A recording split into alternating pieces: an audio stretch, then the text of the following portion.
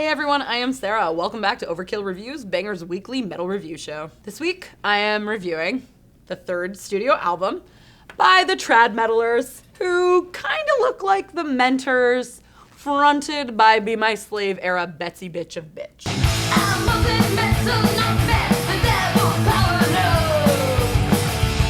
Now the sky is burning, and the night is black. I want a fantasy reveal. With magic steel, with flames firing in the wind. I want a darkness is concealed. With magic steel, take the power in the real. That's right, it's Myth, Magic, and Steel. The vinyl sits on this table in front of you by Savage Master. It was out on October 25th via Shadow Kingdom Records. Savage Master formed in 2013 in Louisville, Kentucky, and released their traditional metal-rooted debut, Mask the Devil, in 2014. I really like this record a lot.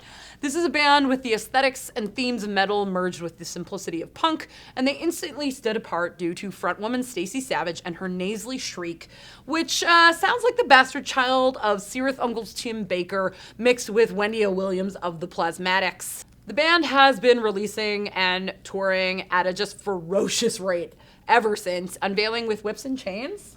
Ooh, is this one? In 2016, and then their Creature of the Flames EP in 2017. They've always been a fun live band. Live, Stacey has this awesome like leather-bound kind of dominatrix-y outfit, and her bandmates all perform in these hoods, and apparently all of the outfits were partially inspired by the 1960 Bava horror film Black Sunday.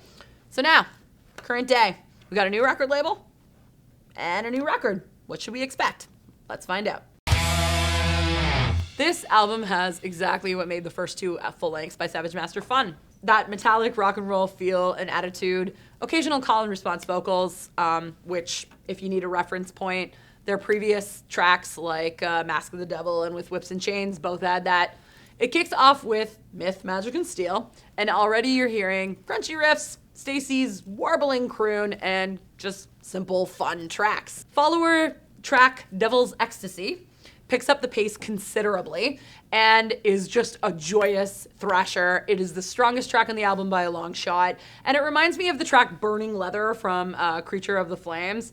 It's just whip fast and it has so much attitude. That said, it's when the band steps away from what they've done before that things really get interesting. For example, when they get guest vocalists on the track Lady of Steel. Here you're gonna hear Deborah Levine, the vocalist of Lady Beast, and then you'll hear the contributions of Sandy Kruger from Sacred Few, who, by the way, her contribution just fucking blows me away. This chick has awesome pipes, and the timing of her vocals is just perfect. Similarly, when they go off script in Warrior vs. Dragon at the end, that also is impressive and unusual as the band goes off into this kind of like simple acoustic ditty with atmospheric effects that oscillate in the background. It ends the album on this really dreamy, interesting note, and it's a really great way to cap off the proceedings. Now, for the worst parts. After 3 albums, and I mean, I've been following this band since their inception, I'd like for this band to zigzag more. They've already gotten the format down, they're really great at it, and I'd like to hear what else they've got. So, final thoughts. This is a fun album, but I'd love to hear some more musical evolution from Savage Master. 3 albums and countless shows later, they've established themselves as a fun, visually entertaining trad metal band, and I'd like to hear them differentiate more. For those reasons, getting 3.5 skulls out of 5 here on Overkill Reviews. Now for the shoutouts, of which there are so fucking many. Oh my god. First up, I'm wearing a Vastum shirt because there is a new Vastum album out. It's called Orificial Purge, and it's out now by a $20 spin, and I fucking love this band. This is definitely going to be on my best of 2019 albums list.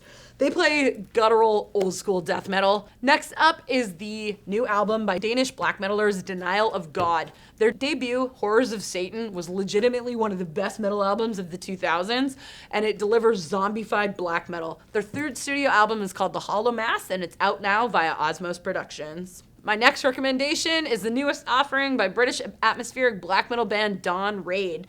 It's called Behold Sedition Plainsong, and it's out now via Prosthetic Records. My next suggestion is the long-anticipated second record by American doom metal's Orodruin.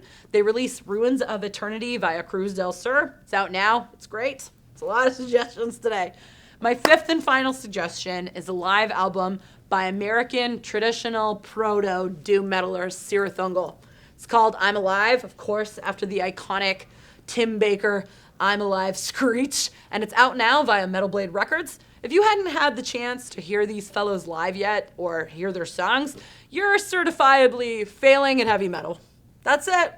Have a good night. I'm moving metal, not